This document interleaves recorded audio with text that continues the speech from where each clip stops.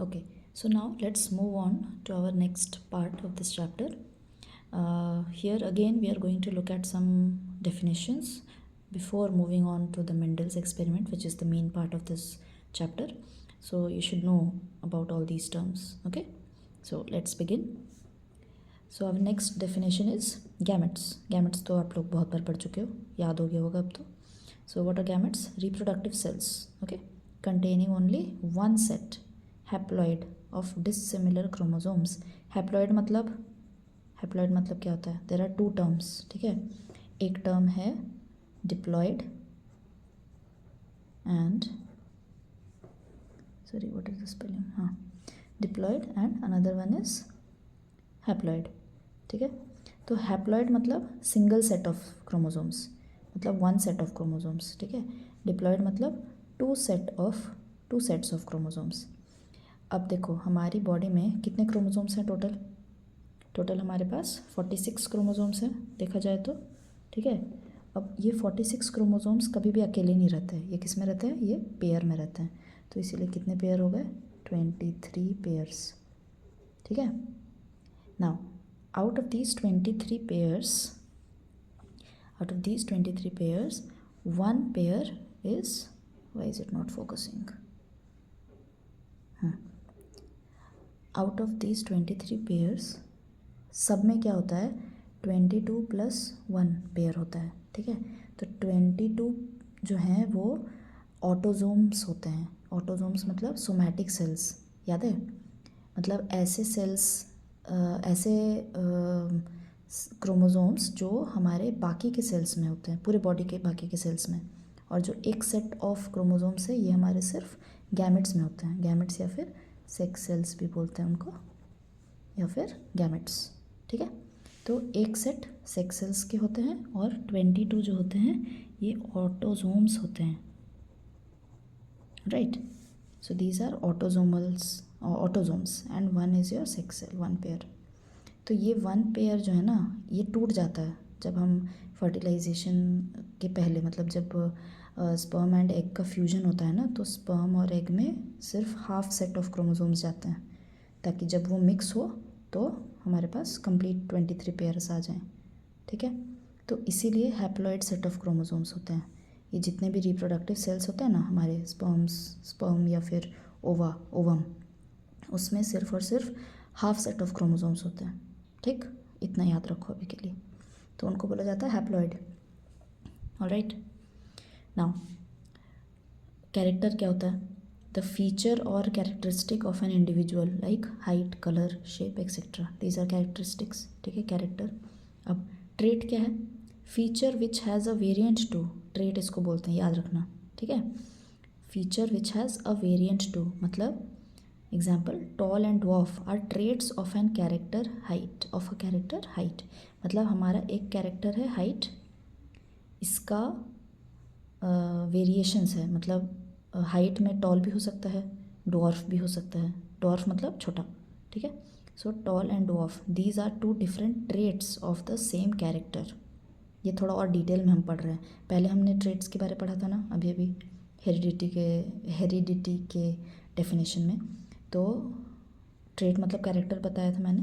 अभी यहाँ पे थोड़ा सा डिटेल में है कि जो भी कैरेक्टर है हमारा, जैसे हाइट हो गया, आई कलर हो गया. अब आई कलर में भी वेरिएशन होगा. मान लो ब्लैक कलर का आई है या फिर ब्लू कलर का आई है, तो इसीलिए वो वेरिएशंस को बोल दिया जाएगा ट्रेट, ठीक है, variant. Alright. Now next is allele. ये वर्ड आएगा बहुत बार. Now what is allele? One of the different forms of a particular gene occupying the same position on a chromosome. मतलब देखो क्रोमोसोम पढ़ा था ना हमने, ये क्रोमोसोम था, ठीक है. क्रोमोसोम मोस्टली ऐसे पेयर्स में होते हैं, ठीक है. तो मैं यहाँ पे एक और बना देती हूँ.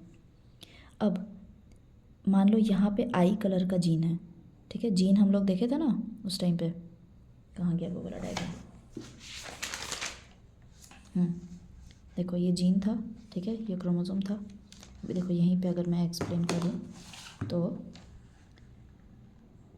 हमारे जो क्रोमोसोम है ना ये मोस्टली इस तरह से रहता है, ठीक है. मान लो यहाँ पे आई कलर का जीन है तो ये बगल में भी आई कलर का जीन होगा, मतलब ये दोनों ना हमेशा साथ में, दो क्रोमोसोम्स बताइए ना, दो क्रोमोसोम साथ में रहते हैं, डिप्लॉयड सेट होता है हमेशा ऑलवेज। हमारे 23 पेयर्स हैं ना, उसमें सारे जो हैं पेयर्स में रहते हैं, तो ये हो गया एक पेयर, ये एक क्रोमोसोम, ये एक क्रोमोसोम, ठीक। इनको बोला जाता है होमोलोगस क्रोमोसोम्स, ये भी आता है कभी कभी, ठीक। Sorry. Now this one is the gene for I colour. अब यहाँ पे मान लो इधर का एक जीन है और इधर भी एक जीन है, तो ये दोनों आपस में ये हो गए अलील, ठीक है। देखो डेफिनेशन क्या था, one of the different forms of a particular gene occupying the same position on a chromosome. देखो ये क्रोमोसोम है, सेम पोजीशन पे है, मतलब यहाँ पे अगर आई कलर का है तो यहाँ पे भी आई कलर है। अगर यहाँ पे हाइट का जीन है तो जस्ट इसके एडजेसेंट में हाइट का जीन होगा। अब देखो एक पेयर कहाँ से आया है, ये दो क्यों हैं, ये समझ आ रहा है। एक मदर से लिया गया है, एक फादर से लिया गया है, तो मदर के भी कुछ ट्रेट्स होंगे, फादर के भी कुछ ट्रेट्स होंगे, राइट। तो मान लो मदर का हेयर, यहाँ कौन सा था, हेयर कलर था, तो मान लो मदर का हेयर कलर है ब्लैक और फादर का है ब्राउन, तो हेयर कलर क्या हो गया, कैरेक्टर हो गया, और ये दोनों क्या हो गए, ये दोनों हो गए डिफरेंट ट्रेट्स। अब इन दोनों ट्रेट्स में भी जो ब्लैक और ब्राउन है ये क्या है, ये अलील हैं, ठीक है। These are the different forms of the particular gene, right. Now chromosome, thread like structure in the nucleus of a cell appears during cell division and carries genes। thread like mostly नहीं बोलेंगे इसको बोलेंगे compact structures. यहाँ पे ये हो जाएगा compact structures, alright. Thread like भी काइंड ऑफ बोल सकते हो, लेकिन compact is more correct, okay. Next is genes, functional unit of heredity. Gene क्या होता है, इसका डेफिनेशन याद रखना। फंक्शनल यूनिट ऑफ हेरिडिटी मतलब यही वो यूनिट है जिससे जो पास ऑन हो रहा है, और हेरिडिटी बोलते हैं उसको, ठीक है, passing on of genes to from parents to child, ठीक है। Present on chromosome of cell nucleus, मतलब कहाँ पे प्रेजेंट था, आगे देखो यहाँ पे प्रेजेंट है ना, क्या लिखा हुआ है, present on chromosome of nucleus, ये क्रोमोसोम है, तो क्रोमोसोम ऑफ सेल न्यूक्लियस मतलब सेल का जो ये न्यूक्लियस है इधर में ये प्रेजेंट रहता है, ठीक है, okay. Now it determines a particular character, ये जीन के वजह से ही एक कैरेक्टर के बारे पता चलता है, उस कैरेक्टर को बोला जाता है फिनोटाइप। फिनोटाइप यानी फिजिकल कैरेक्टर, आप लोग दो चीज़ पढ़ोगे, फिनोटाइप एंड जीनोटाइप। तो फिनोटाइप मतलब जो उसके कैरेक्टर्स हैं जो फिजिकली हमको दिखाई दे रहे हैं, ठीक है, फिजिकल कैरेक्टर्स, पीएच से फिजिकल, पीएच से phenotype, clear, okay. Now let's move on to the next one, next definitions. Here you can take the screenshot of this. I hope it is clear. Okay, so now let's start. Now our next word is hybrid. Hybrid मतलब an individual having two different alleles for the same trait, मतलब दो different allele for the same trait. मान लो trait है हमारा hair colour, ठीक है, मान लो brown है, तो अगर ब्राउन में भी वो आप लोग डिटेल में हम लोग जब पढ़ेंगे ना तब आपको समझ में आएगा। हाइब्रिड मतलब मिक्स है, ये समझ लो अभी के लिए, ठीक है, वो हाइब्रिड बोला जाता है उसको। An individual having two different alleles for the same trait, same trait के लिए हमारे पास दो अलग अलग टाइप के एलील्स होते हैं। अब नेक्स्ट है dominant allele, an allele whose phenotype will be expressed even in the presence of another allele of that gene, represented by a capital letter T। अगर आई थिंक आप लोग ये चैप्टर स्कूल में पढ़े होंगे, तो इसमें देखो क्या होता है, जो अलील है ना इसको हमेशा हम लोग इस तरह से एक्सप्रेस करते हैं। मान लो ये हाइट का है अगर, तो हमारे पास टॉल है, तो टॉल का या तो हम टी कैपिटल टी लिख सकते हैं, या फिर कैपिटल टी स्मॉल टी लिख सकते हैं, या फिर स्मॉल टी लिख सकते हैं। ठीक है, तो अब होता क्या है, ये जो ये दो ये अलील है, ये एक अलील है, ये एक अलील है। ठीक है, तो ये टू डिफरेंट अलील्स हैं। An individual having two different alleles for the same trait. Trait कौन सा है? ट्रेट है हाइट, टॉल। ठीक है, टॉल हमारा एक ट्रेट हुआ, कैरेक्टर क्या हुआ? हाइट। ठीक है, character is height, trait is tall. Tall भी होता है ट्रेट, ड्वार्फ भी होता है, रिमेंबर। तो ड्वार्फ का हो जाएगा ये वाला, ये क्यों हो रहा है ये आगे देखेंगे हम। ड्वार्फ का हो गया ये, और टॉल का हो गया ये वाला ट्रेट। अब इस ट्रेट में जो ये दो अलग अलग हमने लिखा है ये लेटर्स, ये एक्चुअली ये अलील्स हैं। ठीक है, two different alleles for the same trait. ये दोनों कहाँ से आ रहे हैं? ये दोनों वही सेम, एक मम्मी से एक पापा से। Okay, all right. Now next is, देखो डोमिनेंट अलील किसको बोलते हैं? मतलब ऐसा अलील जिसके प्रेजेंस में जो दूसरा अलील है उसका इफ़ेक्ट घट जाए। बोलते हैं ना कि कुछ लोग डोमिनेंट होते हैं बहुत ज़्यादा, अपने आगे किसी के चलने नहीं देते, उसी तरह से हैं ये। ठीक है, तो अगर ये एक अगर रहें, एक ही काफ़ी हैं ये, अगर ये एक भी रहें डोमिनेंट, डोमिनेंट मतलब जो भी कैपिटल में रहेगा उसको डोमिनेंट बोलते हैं।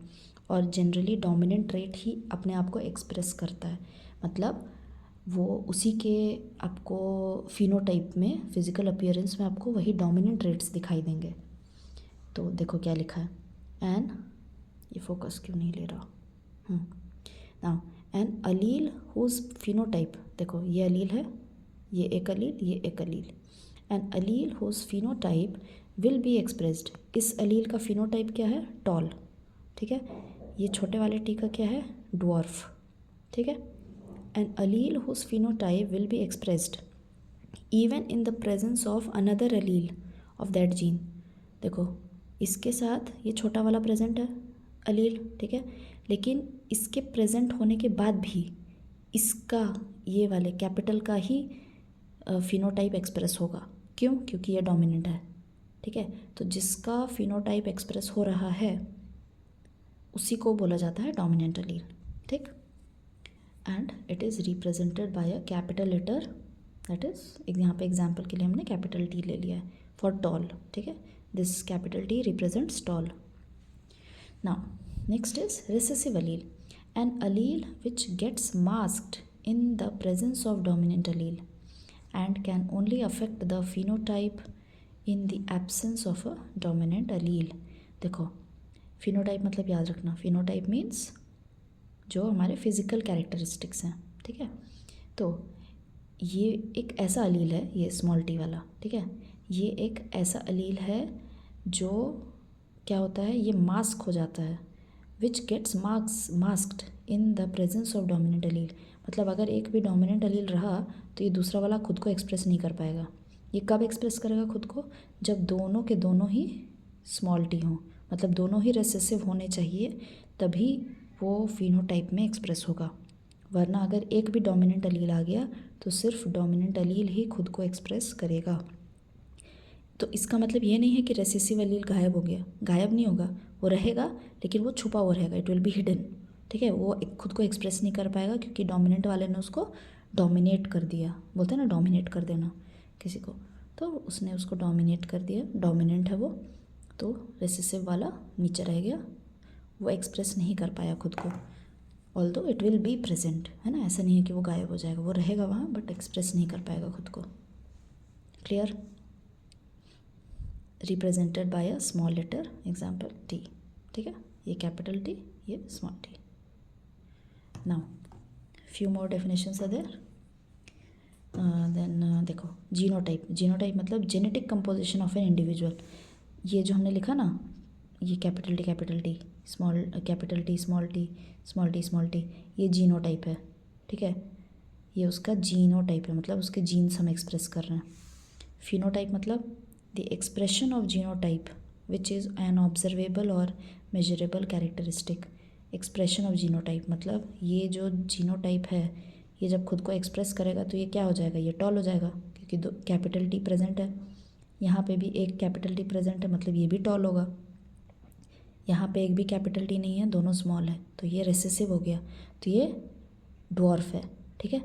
तो ये जो ड्वार्फ, टॉल, टॉल, ये है ना, ये तीनों ये चीज़ें जो है, tall, dwarf, this is your phenotype, ठीक है, फिजिकल अपीयरेंस। फिजिकल अपीयरेंस में ये दोनों टॉल हैं, लेकिन क्या इनका जीनोटाइप सेम है? नो। जीनोटाइप इसका कैपिटल टी है, इसका कैपिटल टी स्मॉल टी है, that is why genotype is not same but phenotype is same. बाहर से देख के लगेगा कि अच्छा दोनों टॉल है, ठीक है, बट उनके जीन्स डिफरेंट होंगे। Got it? Now next is monohybrid cross, a cross in which inheritance of only one pair of contrasting characters is studied। मतलब ऐसा इनहेरिटेंस, ऐसा क्रॉस मतलब पॉलिनेशन, समझ लो, है ना, समझ लो क्या वही होता है पॉलिनेशन, ठीक है। तो ऐसा पॉलिनेशन जो हम कर रहे हैं जिसमें सिर्फ एक ही कॉन्ट्रास्टिंग कैरेक्टर को लिया गया है, मतलब एक हाइट को ले लिए, या फिर सिर्फ आई कलर को ले लिए, या फिर चलो आई कलर वगैरह छोड़ो, हम लोग अब मेंडल की अगर बात करें तो मेंडल ने कौन से कैरेक्टर्स लिए थे पी फ्लावर के लिए, सॉरी पी प्लांट के कैरेक्टर्स लिए थे ना, seed colour, pod colour, all of that. So this seed colour मान लो येलो और ग्रीन, तो हमने बस एक ही पेयर ऑफ कॉन्ट्रास्टिंग कैरेक्टर लिया, तो इसीलिए वो हो गया मोनोहाइब्रिड क्रॉस। डाईहाइब्रिड क्रॉस मतलब जिसमें हम 2 पेयर ऑफ कॉन्ट्रास्टिंग कैरेक्टर्स लेंगे, ठीक है। A cross in which inheritance of 2 pairs of contrasting characters is studied, ठीक है। So these are the definitions.